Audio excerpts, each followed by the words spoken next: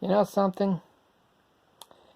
If we have abortion in this country since 1973, it's 47 years, and we haven't been able to get rid of it, and it's just there like a nightmare, and nobody can seem to overthrow this thing. One of the biggest and most important reasons why it's there and it's been so successful is because we have one of the most useless, inefficacious, weakest organizations in the world called pro-life movement. Yeah, pro-lifers are responsible for abortion in this country. See, you know, we're in a war, okay? So in a war, you fight with your life. You fight with with all your energy, your weapons, everything, because it's either you or the enemy. You die or the enemy dies. There's no ifs, ands, or buts about it. This is a war. So what do pro-lifers do since the beginning of their existence? Well, they have a walk once a year on the anniversary, a nice peaceful walk with a few talks and things like that. They'll have some tea parties to raise some money. Yeah. They'll pray the rosary. Okay, not bad. Not before a clinic. Save a few lives. All right. That's not what it's all about. You know, imagine China and Russia invading the U.S. and the U.S. Army having a walk before them, to show their protest.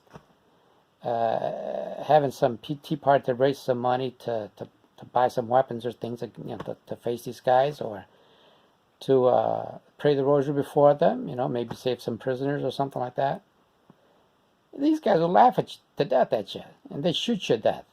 And they would say all kinds of things about communism to convince the people to accept it, and people would accept it, because no one will go to challenge them. No one will go debate them. No one will go to confront this enemy.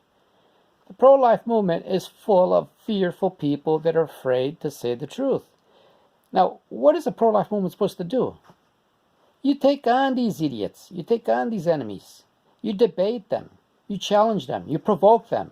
You put them before the TV, the public, and at every moment, around the clock, debating and attacking these people until they're beat down to the dust, to the death. Now, look at this kind of situation that we have. You got this woman running for vice president giving all these idiot false arguments, saying that the baby is part of the, this is the woman's body. Doesn't even say baby or human life.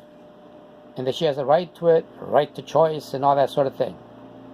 So where's our Catholic doctors challenging this woman, telling the public, this is a lie. Here we have the evidence as doctors, as professionals, and showing this woman through and through with false arguments, saying she's a liar.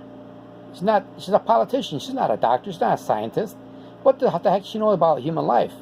Okay? Yet, she convinces millions of women with these arguments because there's nobody to oppose this woman. There's no Catholic, there's no Christian, there's nobody to say, you're wrong. I'm a doctor. I'm a researcher. I'm a geneticist. I know all about genetics, and I know about genes and bodies and cells and all that. What the hell you saying? You're telling all these people all this crazy stuff. You challenging my position as a professional? There's nobody like that to challenge this woman. Everybody's afraid.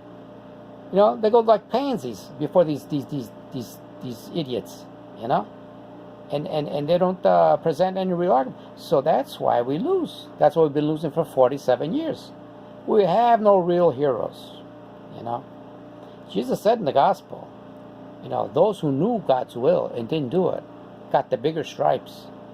You pro-lifers won't go to hell because you're doing a good job. I mean, you're doing something worthy and noble, saving lives. But you're going to have a hell of a purgatory. That's for sure. Think about that. Think about, if you're going to do something for God, do it 100% or don't do it at all, because you're going to, like Jesus said, if you're going to construct a tower and you're not going to finish, you're going to be very ashamed before people. You're going to be embarrassed. It's, either do it or don't do it. But don't do it in such a stupid way that you really ruin the whole thing.